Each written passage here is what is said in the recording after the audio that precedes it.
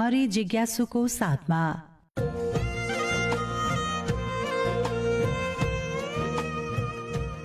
आदरणीय श्रोता मित्र, जय मसीह, नमस्कार। रेडियो कार्यक्रम नयाँ आशाको किरणमा फेरि पनि यहाँलाई हार्दिक स्वागत छ। हरेक हप्ता चाहिँ आज पनि म कार्यक्रममा उपस्थित भइसकेको छु र विशेष गरी रेडियो कार्यक्रम नयाँ आशाको किरण लुथरन आवर मिनिस्ट्री नेपालले तयार पारेको र हामी सधैँ तपाईलाई निरन्तर रूपमा उत्साह दिँदै आइराखेको छौँ। विशेष गरी वसन्त ऋतु सुरु भइसकेको छ, नयाँ पालुवाहरू पलाइराखेका छन्। गाउँघरमा विशेष गरी रमाइलो छ, त्यहाँको वातावरण निकै रमाइलो छ। तपाईहरू जो काठमाडौँमा हुनुहुन्छ अर्थात् जो काठमाडौँ बाहिर हुनुहुन्छ, तपाईलाई वसन्त ऋतुको धेरै याद आइरहेको छ। तपाईँ विदेशमा हुनुहुनेहरूले पनि हामीलाई अनलाइन मार्फत सुनिरहनु भएको छ। तपाईलाई वसन्त ऋतु निकै राम्रो लाग्छ होला। गाउँघरमा रहनुहुनेहरूले धेरै यादहरू सङ्कलन गर्नुभएको छ र ती यादहरू बेला बेलामा आइराख्दछन्, किनकि परमेश्वरले यो संसार असाध्यै सुन्दर तरिकाले सृष्टि गर्नुभएको छ। सृष्टिको सुन्दरताले मान्छेको मन प्रफुल्ल हुँदछ र सृष्टिको सुन्दरतामा मानिसहरू रमाउँदछन्। चराचुरुङ्गीहरू त्यसैमा रमाइराखेका हुन्छन्। तपाईँलाई थाहा छ, वसन्त ऋतुको समयमा वन जङ्गलमा कोइलीहरू बासिरहेका हुन्छन्, कराइराखेका हुन्छन्। अरू धेरै धेरै त्यस्ता खालका चराचुरुङ्गीहरू पनि आफ्नै सुरमा कराइराखेको अवस्था हुन्छ। तपाईँलाई ती कुराहरू थाहा छ र आज म तपाईँलाई केही उत्साह दिन चाहन्छु र विशेष गरी हामी किन नयाँ हुनु आवश्यक छ भन्ने विषयमा केही उत्साह दिन चाहन्छु। त्योभन्दा अघि आउनुहोस् एउटा समधुर क्रिस्चियन भजन गीत सुनेर हाम्रो हृदयलाई तयार पारौँ।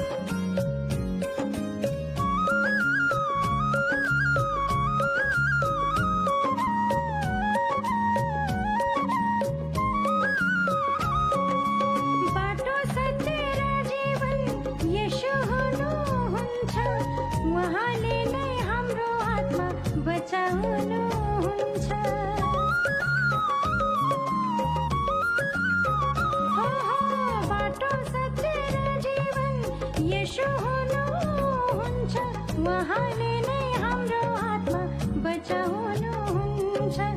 येशूमा नै जीवन छ, सबले सुनिराख है। उहाँमा नै शान्ति छ, सबले बुझिराख है, सबले बुझिराख है। यो नयाँ जीवन प्रभु येशूले दिनुभयो मलाई, अन्धकारबाट उज्यालोमा ल्याउनुभयो मलाई। मेरा सबै नै पापहरूलाई क्षमा गर्नुभयो मेरै लागि। प्रेम मित्र, एउटा सुन्दर गाउँमा एकजना व्यक्तिले अर्थात् एउटा व्यक्तिले त्यो ठाउँमा एउटा ठुलो रुख देखिराखेको थियो। अनि त्यो रुख देखिसकेपछि त्यो रुखका सबै पातहरू झरिसकेका थिए। उसलाई लाग्थ्यो कि यो रुख त अब सुकिसकेको छ। अनि उसलाई निकै अचम्म लागिराखेको थियो। सधैँ हरियो देखिने रुख अनि एक सिजनमा सबै पातहरू झरेको छ, सकभर त्यो रुख चाहिँ सुकेको छ। अनि सुटुक्क आएर आफ्नो एकजना बुढो बाजेलाई उसले सोध्यो, बाजे यो रुख सुकेको हो? अनि त्यसपछि उत्तरमा ती बाजेले जवाब दिनुभयो, होइन बाबु, यो रुख चाहिँ सुकेको होइन। अब यो रुख फेरि पनि नयाँ हुनको लागि यो सबै कुराहरू झरेका छन्, पातहरू झरेको छ। रुख फेरि नयाँ तरिकाले फेरि हराभरा हुनेछ। यसले नयाँ पालुवाहरू फेरि निकाल्दछ र यो रुख चाहिँ फेरि एकदमै सुन्दर तरिकाले हरियाली हुँदछ। बाजेले त्यो भनिसकेपछि त्यो एकजना व्यक्तिले जसले त्यो सुकेको रुख जस्तो देखिराखेको थियो अनि बिस्तारै त्यो सुकेको रुखबाट हरियो पालुवा निस्किरहेको देख्यो। अनि त्यसपछि उसलाई मनमा नै लाग्यो, म पनि एक दिन यो रुख जस्तै गरी नयाँ पालुवा जस्तै गरी यो सुकेको रुख जस्तै छु, तर यो रुखबाट जसरी नयाँ पालुवाहरू पलाइराखेको छ त्यसै गरी मेरो जीवनमा पनि नयाँ कुराहरू पलाउँदछ भन्ने उसलाई एकदमै नयाँ विचार आयो। किनकि त्यो व्यक्तिका धेरै समस्याहरू थिए, धेरै पीडाहरू थिए, धेरै कुराहरूबाट ऊ सङ्कुचित थियो। अब जीवनमा बाँच्न सकिँदैन भन्ने उसलाई लागेको थियो। अब जीवनमा मैले केही पनि गर्न सक्दिनँ भन्ने उसलाई लागिराखेको थियो। तर पनि उसले त्यो बाजेसँग सोधेको प्रश्न र बाजेबाट पाएको उत्तरको कारणले गर्दाखेरि र त्यो रुखबाट पलाइराखेको नयाँ पालुवाको कारणले गर्दाखेरि उसले आफ्नो जीवनलाई अझ सुन्दर तरिकाले जिउन सकिने रहेछ भन्ने कुरा थाहा पायो। प्रेमित्र, हामी जहिले पनि हाम्रो जीवनमा त्यस्ता खालका धेरै उतार चढावहरू हुन्छन्। अब जीवनमा केही पनि गर्न सकिँदैन भन्ने खालको तपाईँलाई लागिरहेको हुन्छ। अब सबै कुराहरू सकियो भन्ने तपाईँले सोचिरहनु भएको हुन्छ। तर वास्तवमा कुनै न कुनै क्षणमा, कुनै न कुनै समयमा हामी फेरि पनि नयाँ तरिकाले उठ्न सक्छौँ, नयाँ तरिकाले बाँच्न सक्छौँ र नयाँ तरिकाले अभ्यासहरू अगाडि बढ्दछन्, हाम्रा कामहरू अगाडि बढ्दछन्। प्रेमित्र, जीवनका धेरै उतार चढावहरूमा हामीले परमेश्वरलाई कहिले भुल्नु हुँदैन। किन तपाईँलाई लाग्छ कि मैले अघि तपाईँको बीचमा वसन्त ऋतुको कुरा गरेँ। वसन्त ऋतुमा वातावरण निकै सुनसान र एकदमै शान्त हुन्छ र धेरै रुखहरूका ती पुराना पातहरू झरेको कारणले फेरि ती रुखहरूमा नयाँ पालुवाहरू पलाइराखेको हुन्छ। त्यो चाहिँ असाध्यै सुन्दर देखिन्छ। तपाईँ जो गाउँघरमा बस्नुहुन्थ्यो त्यो बेलामा र अहिले सहरतिर हुनुहुन्छ अथवा कोही विदेशतिर हुनुहुन्छ, तर गाउँघरमा घाँस काट्दाखेरि, दाउरा काट्दाखेरि, अरू गरायसी कामहरू गर्दाखेरि तपाईँलाई धेरै अनुभवहरू छ। त्यो चाहिँ एकदमै सुन्दरता देखिन्छ। त्यसकारणले वसन्त ऋतु असाध्यै सुन्दर हुन्छ र त्यहाँ चाहिँ तपाईँ एकदमै आनन्दले रमाइरहेको हुनुहुन्छ। त्यसैले हामी चाहिँ हाम्रो जीवन हरेक वर्ष फेरिरहन्छ। जसरी वसन्त ऋतु हरेक वर्षमा एकपटक फेरिदछ, त्यसै गरी हाम्रो हृदय पनि हरेक पटक फेरिनु आवश्यक छ। हाम्रो हृदय पनि नयाँ हुनु आवश्यक छ। हाम्रो जीवन पनि नयाँ तरिकाले अगाडि बढ्नु पर्ने आवश्यक छ। किनकि कहिलेकाहीँ हाम्रो आफ्नै कारणले हामी चाहिँ फ्रेस भइराखेको हुँदैनौँ, हाम्रो आफ्नै कारणले हामी तनावमा भइराखेका हुन्छौँ। तर जब परमेश्वरको वचनलाई हाम्रो हृदयमा राखेर, परमेश्वरको योजनालाई हाम्रो हृदयमा राखेर हामी निरन्तर रूपमा अगाडि बढ्यौँ भने परमेश्वरले हामीलाई धेरै सहायता गर्नुहुन्छ र हाम्रो जीवन अझ मजबुत तरिकाले अगाडि बढ्दछ। कहिलेकाहीँ लाग्छ तपाईँलाई जीवनमा अब मैले केही पनि गर्न सक्दिनँ भन्ने लाग्छ होला, तर परमेश्वरले सबै कुराहरू तपाईँलाई अनुग्रहले अगाडि बढाइराख्नु भएको हुन्छ।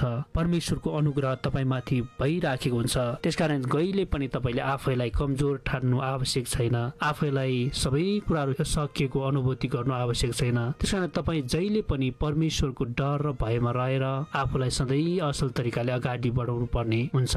त्यसकारण प्रिय मित्र, तपाईँले जान्नुपर्ने कुराहरू के हो भने हामीले हाम्रो परमेश्वरको योजना बुझ्नु पर्ने हुन्छ। आज संसारका मानिसहरूले कहिलेकाहीँ आफ्नो योजना अनुसार, आफ्नो जिद्दीपनको अनुसार मात्रै अगाडि बढिराखेको हुन्छन्। आफ्नो योजना अनुसार मात्र मानिसहरू अगाडि बढिराखेको हुन्छन्। त्यो कारणले उनीहरू धेरै समस्यामा पर्दछन्। तर परमेश्वर पिताको योजना अनुसार हामी अगाडि बढ्यौँ भने हामीलाई परमेश्वरले धेरै प्रेम गर्नुहुन्छ। बाइबलमा धेरै त्यस्ता व्यक्तिहरू छन् जसले आफ्नो जीवनलाई एकदमै सङ्घर्ष साथ सफलतामा पुर्याइराखेका छन्। त्यसैले हामीले पनि धेरै सङ्घर्षका क्षणहरूबाट हामी जानुपर्ने हुन्छ, धेरै सङ्घर्ष गर्नुपर्ने हुन्छ। त्यो सङ्घर्षबाट हामी अगाडि बढ्नुपर्ने हुन्छ अनि हामी सफलताको यात्रामा अगाडि बढ्न सक्छौँ। हामी नयाँ तरिकाले अगाडि बढ्न सक्छौँ। नयाँ हुनु भनेको पुरानो कुरालाई त्याग्नु हो। तपाईँको पीडहरू त्याग्नुपर्छ, तपाईँको चिन्ताहरू त्याग्नुपर्छ, तपाईँको अरू धेरै धेरै नराम्रा कामहरू, नराम्रो विचारहरू, नराम्रो सोचहरूलाई तपाईँले त्यागेर